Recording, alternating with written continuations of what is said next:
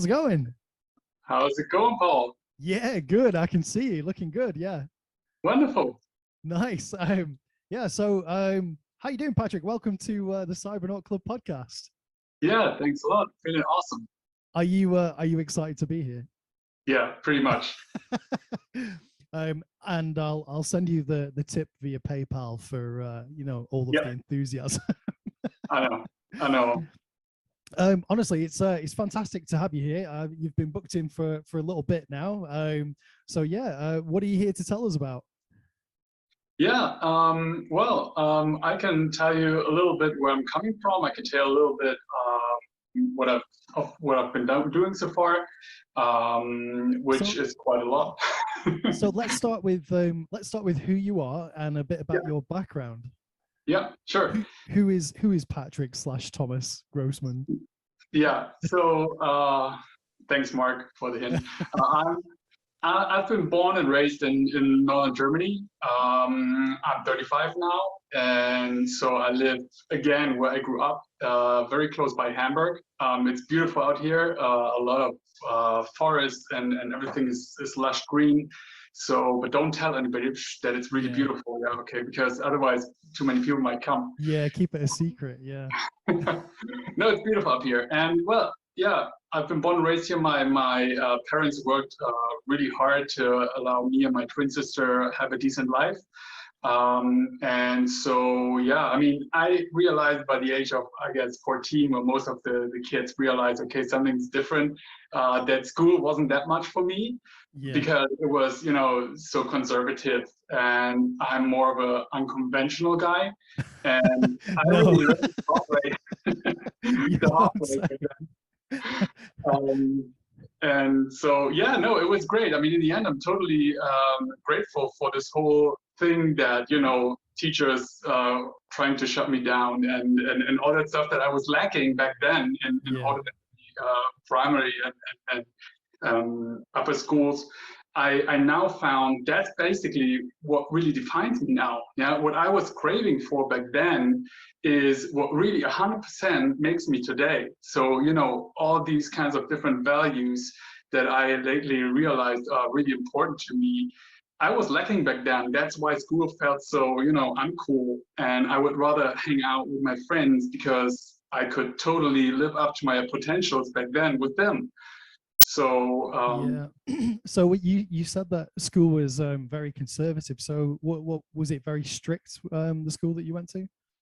I guess so. Yeah, it was rather strict. It was the highest form of education that you could get back then. I don't know what it translates to in English, but it was doing your A levels, and Yeah, yeah, so it was strict and it was conservative, and most of the teachers, they wouldn't allow individualism, and they say, okay, you learn what's in the textbook.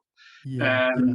And to And me, it we wasn't we like that. were you allowed to so you weren't allowed to ask questions and break away from what was in the curriculum. You couldn't ask things from a different perspective. It had to be exactly as it was written.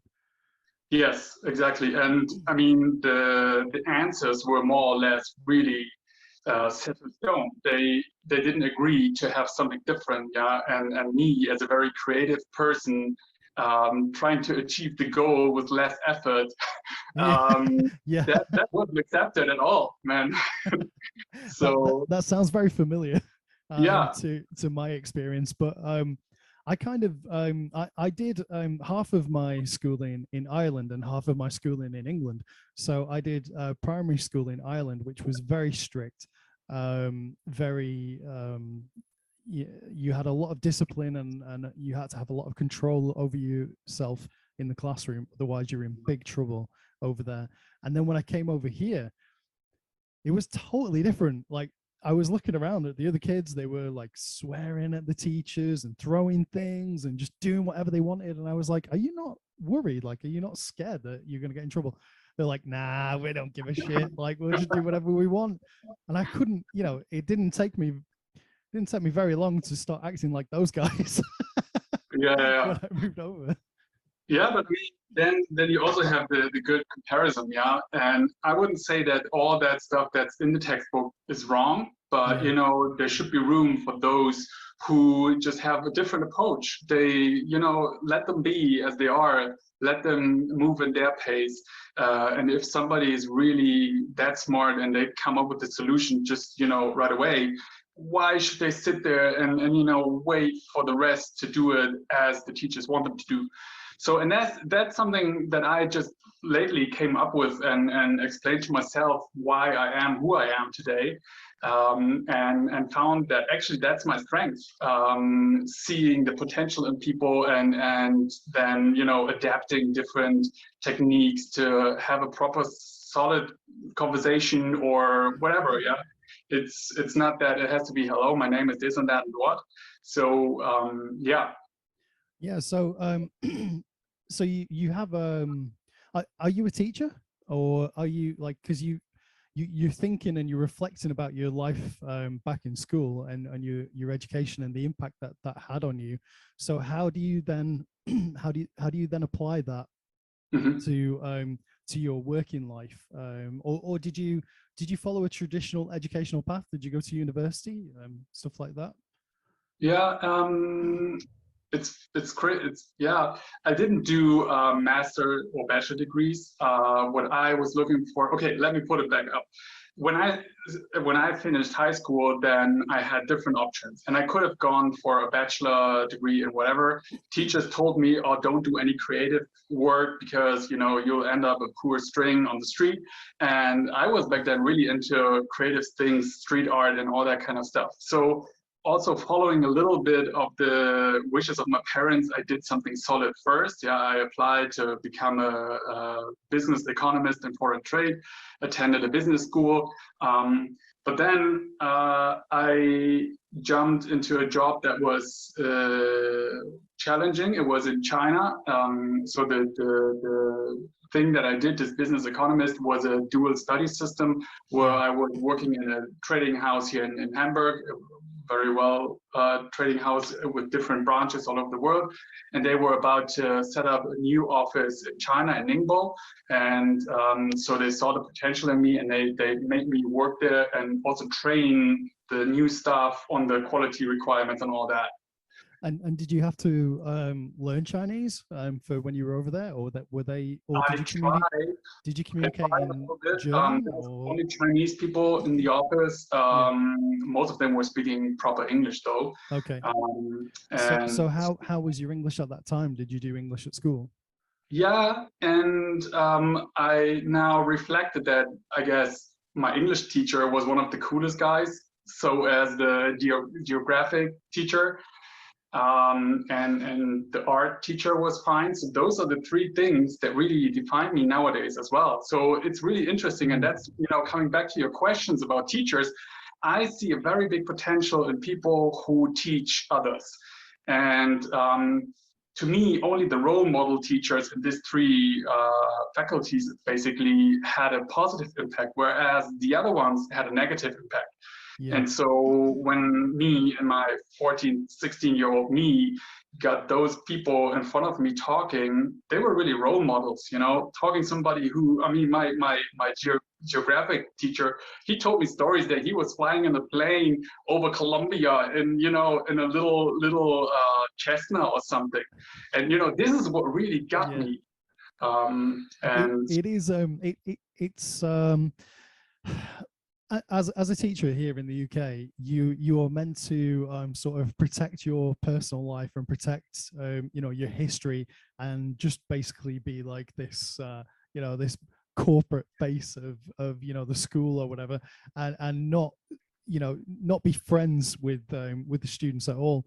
And I understand why, because if you develop a friendship with a student, then they sort of expect something in return. So that's a tricky situation to be in. But you can still have a professional relationship with a student where it's you like a mentor or a parental role, teacher role. But you can still give them pieces of information about your life that, you know, that can inspire them, because you know, you've probably been through loads of different experiences in the 20 or 30 years that you are ahead of those students, depending on what age group you're teaching, that you can pass on to them, and they'll find interesting because they haven't experienced that yet. And so, yeah, I'm kind of, I like to keep, I like to keep that mentor sort of role, but I don't pull myself apart from the students. If they ask me any questions, I happily answer, as long as it's not going to get me in trouble. Yeah. But yeah, I kind of, I just taught a lesson before I came here to have this conversation with you. Brilliant lesson. We're listening to music. Everybody's dancing around like to the YMCA. They're answering Sweet. quizzes. It was super productive, super happy environment. And, I love that. It's so good because you can still measure the progress of the students, but they don't have to be miserable when they do it. Yeah, I guess you are a great teacher then, and I mean what it carries is, I mean, you as a teacher, you're a role model, and if you do it right, people will look up to you, and that's not the main part, but whatever Yeah. you do, whatever you say, it sticks to the head once they made you that role model, and this is where, why this is so important to me, and I just came to this idea lately. Being there for people and allowing them to learn from you also comes with the responsibility to not treat that pure interest like any other. You have the obligation, and you have to make people really see the individual strengths and give them what they need. And so this is where I now moved into coaching and mentoring, because I find it really impressive what you can do with people once you start listening to them, listening to their challenges, and give back. So yeah, that's what I've been doing lately, and it's a little bit of, I don't know, I don't see myself as a teacher, or Yeah. I'd rather say, I'm a sparrings partner, I'm a mentor. That's the position I see myself in right now. And how long have you been doing that for? Well, unintentionally, I've been doing this mostly all my life because, Yeah. people, friends, and others would come to me and ask for advice. And just lately, I guess for the past 2 years, I've learned to actively listen and, not put my stamp on them right away and give them my opinion. I found out that it's so much stronger if they would have their own realization about it. Yeah. And so, and that works so well. And in the end, they say what I think, regardless. I mean, some of them have different opinions, but nonetheless, this is so rewarding because, nothing is more powerful than having your own realization about a thing that matters to you. And yeah, I help people to do that. I think that's such a wonderful service to offer to people, and it's one of those areas of life, and in particular modern life, that has dwindled recently. So if you think of like the impact of modern technology and modern fast-paced lifestyles, and the impact of like the COVID pandemic, less and less people have an opportunity to go to the pub to speak to their bartender or the other locals. Maybe you can't go to a hairdresser's and talk to them about your worries. More and more people become disenfranchised by religion, so they don't go to the priest and conduct confessions and stuff like that anymore. So you have all of those different resources where you traditionally in the community you would have been able to express yourself and work out different ideas and different opinions, and come up with strategies and get advice from people in your community that you just can't seem to do anymore. So I think maybe that's got something to do with the rise in coaches or mentors. So yeah, I think it's incredibly valuable, and also actually a lot of people struggle to get to like psychotherapists or therapists as well, because of the massive demand, and there's so few of them as well. So just to have somebody who's a non-emotive, non-connected, non-relative, who can give you impartial advice or kind of guide you in the right way is so useful. Yeah, it really is. I totally agree. And unfortunately, there's still a very big stigma around, seeing a therapist and really confessing that you have an issue that you want a doctor or somebody else to look at. And I hope that this would change anytime soon. Yeah. And oh, I think I lost you there for a minute, Patrick. I think you got muted. There you go.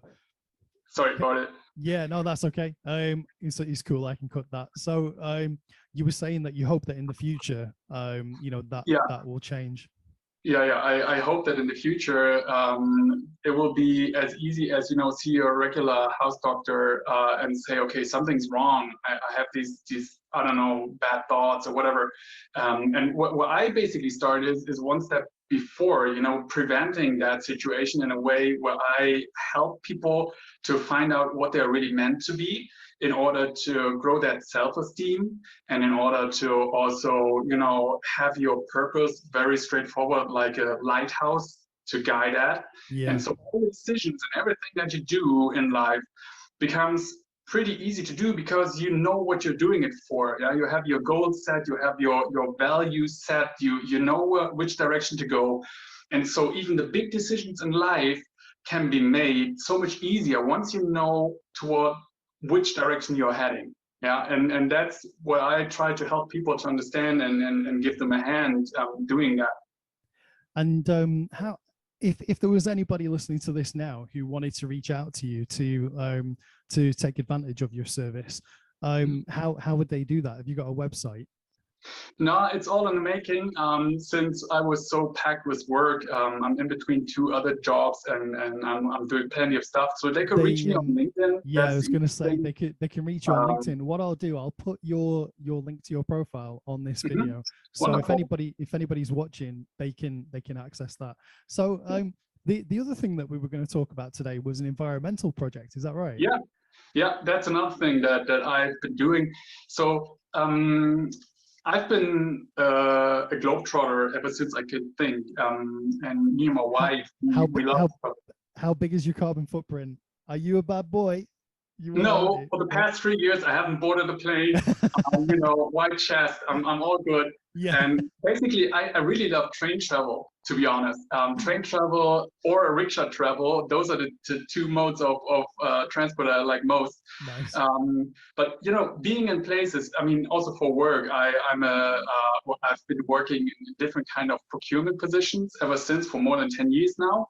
And for work, I had to travel and I had to hop on planes and, you know, to get deals right, mostly in home and living area and decorative stuff, and basically stuff that makes your life more precious. But if you do it wrong, then, you know, it's just a fast fashion style throwaway thing. But what I'm looking for, or what made us do this environmental project, is we've been to places, and what was ultimately always the case is pollution. And you could see effects from global warming, even the most pristine, most remotest places. Yeah, even there you can find plastic particles in the sea and whatnot. So, and that was back, I don't know, back in 2009. I've been to Bangladesh, and that was an eye opener. You know, being south in Bangladesh, and you see there's a big stretch, I don't know, 20, 30 kilometers, where they crash boats, big container vessels and all sort of that stuff onto the shore and then strapped down. And you know, there's people like ants crawling up and down, and so you know, what's the purpose of that? They're purposely crashing them on this stretch so that they can strip them? Exactly. And so they break it down and sort of recycle it. Yeah. Oh, sorry. That's all right. So sometimes that used to happen to me when I was teaching lessons. It's my laptop would just automatically mute itself. I don't know why. Yeah, I'm sorry. So basically, I mean, shipwrecking, if you look at one side of the perspective, shipwrecking is a good thing because they recycle the steel of the old container ships or vessels or whatever.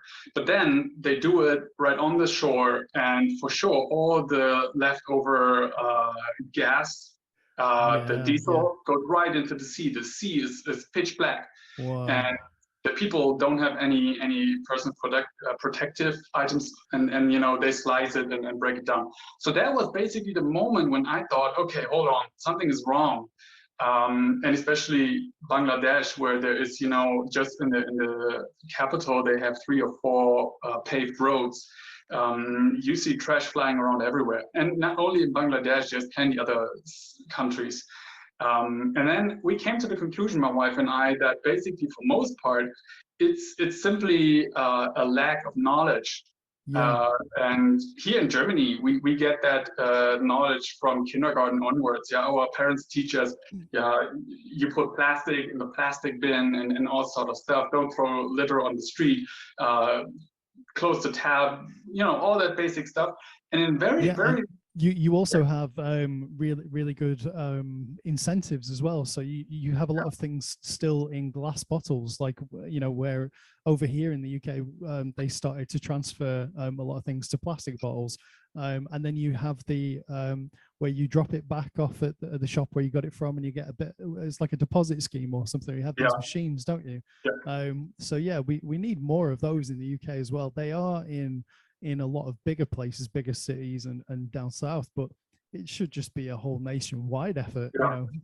Yeah, definitely. And Yeah. that's, you know, you can look at this one also from two perspectives. You can say, okay, I'm forced to live like that, and the industry is dictating what I should do. Or you look at it from the other side and say, okay, if I and many others demand from the industry to be different, then we have an impact, we have a say here. And that's actually where we step in and say, okay, we want to have a change in mindset and actually transfer that knowledge that I mean, everybody has here in Germany, more or less. And so we created some little postcard things where they have 3 different kind of tips, and they have been drawn by artists across the globe, who then help to make this all very, very easy to digest, and then give it to people, and people would see it. And as this also, I mean, it's a nice design from all of the artists. So we also say digital formats don't work that well, because we are so full of digital stuff coming in and out, but a piece of paper, you know, and if you like that design, you put it on your wall and keep it. Yeah. So would you have you been sending that to schools or businesses in Bangladesh, or? No, in Bangladesh, we haven't found an artist yet.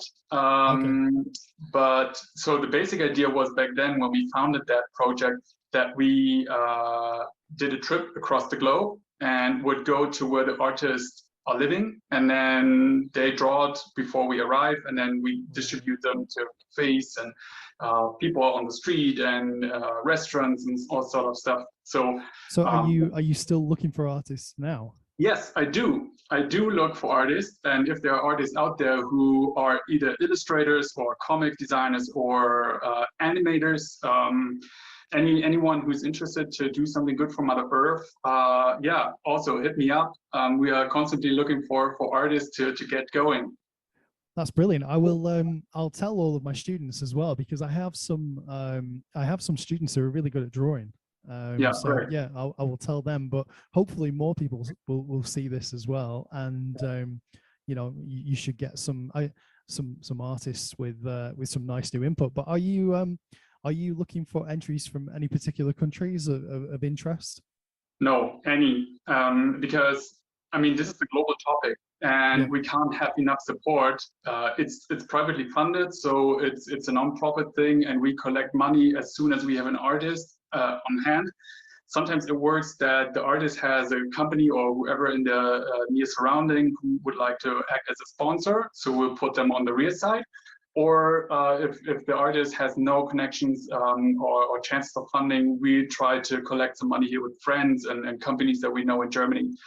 And then, yeah, at the moment we don't do traveling. You know, we won't travel all the way across the globe to just be there to distribute the flyers. That's Yeah, bullshit. yeah, But yeah. uh, But do so do you reach out to like a local printing company or something and send exactly, the yeah, file to them, get them to yeah. do it, and then okay, Exactly. yeah, So, and most of the artists are very, very well connected, and they can suggest a company that has recycled paper in their line of products and stuff like that. So, we try to have our carbon footprint as low as possible, but yeah, still get the message out in order to, you know, have a change in mindset.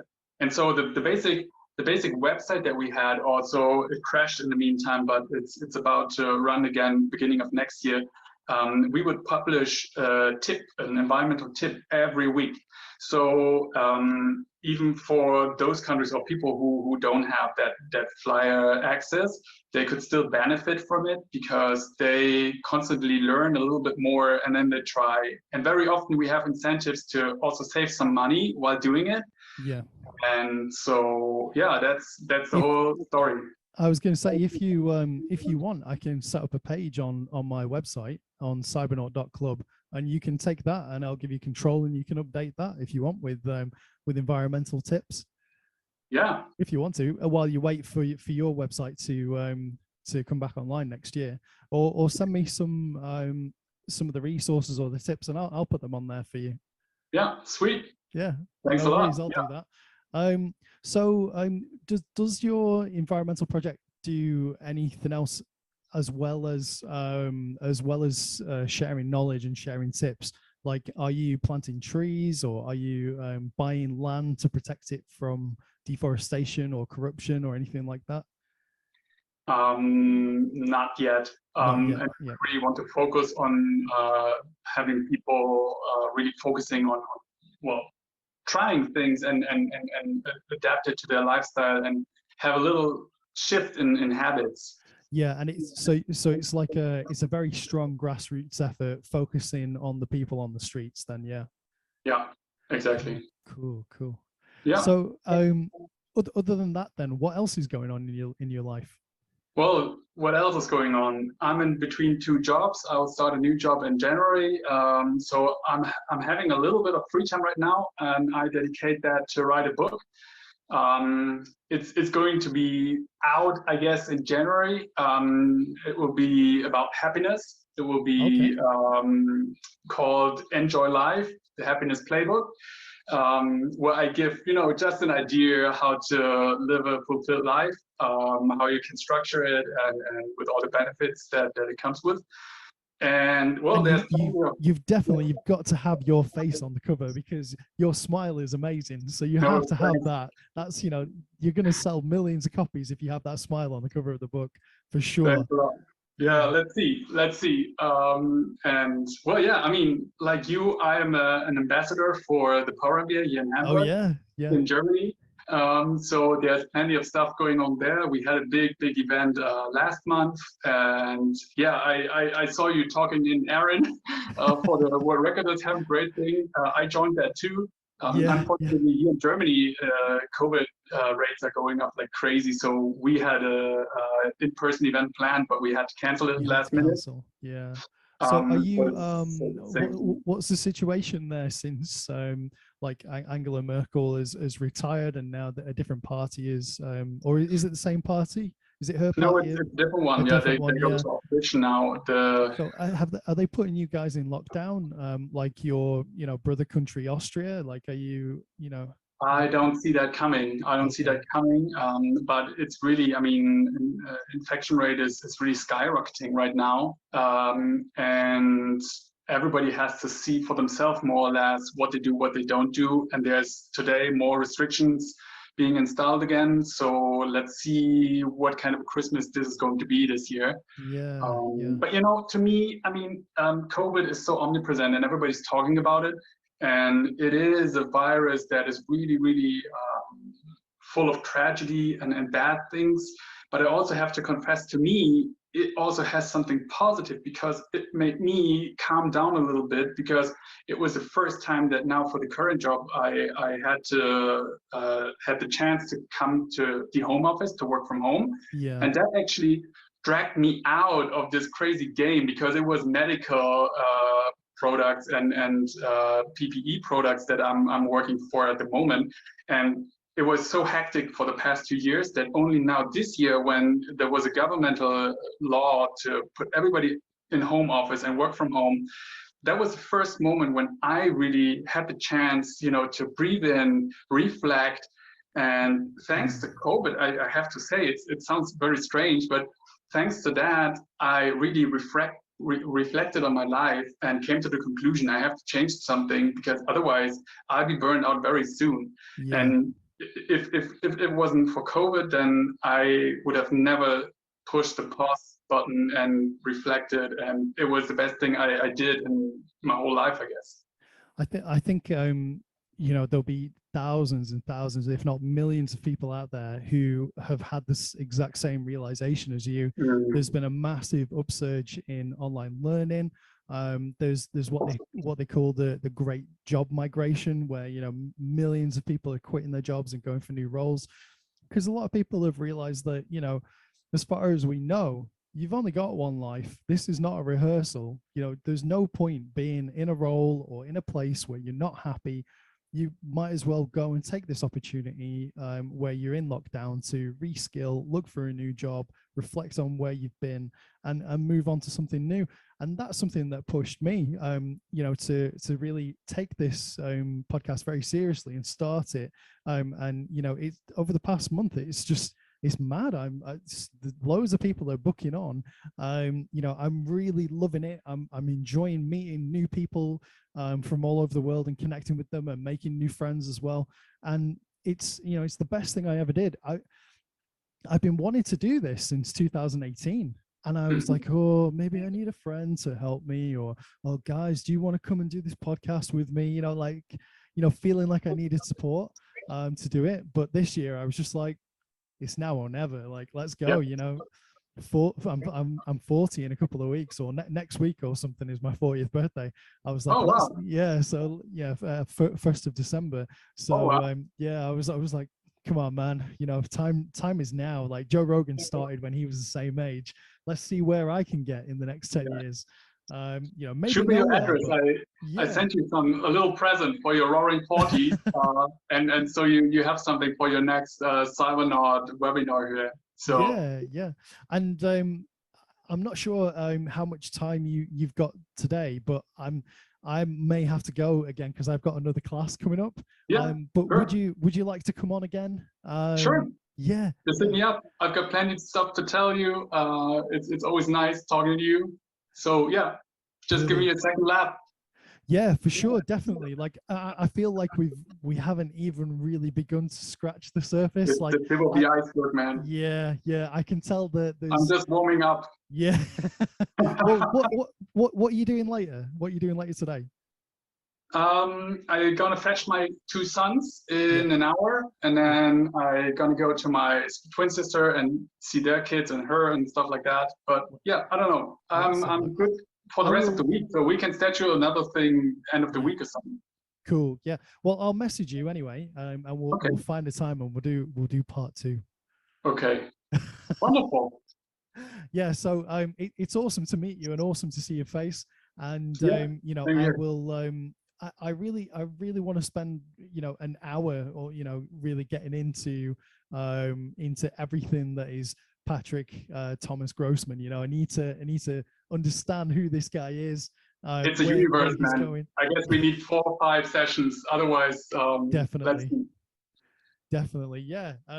So I'm super pleased to meet you, mate. And we'll reconvene towards the end of the week. All right, wonderful. Okay, mate. No worries. Okay. Have a great weekend. You too. This is probably my shortest podcast, which is it's a shame, but I can feel the pressure of my job calling me. Man, it's the best teaser for the real story. We're gonna unfold the whole thing. Yeah, let's do it. All right. Okay. Dude. No worries. Yeah. Have a great day. See you soon. Bye. Bye. Bye. We came, we saw, we kicked it.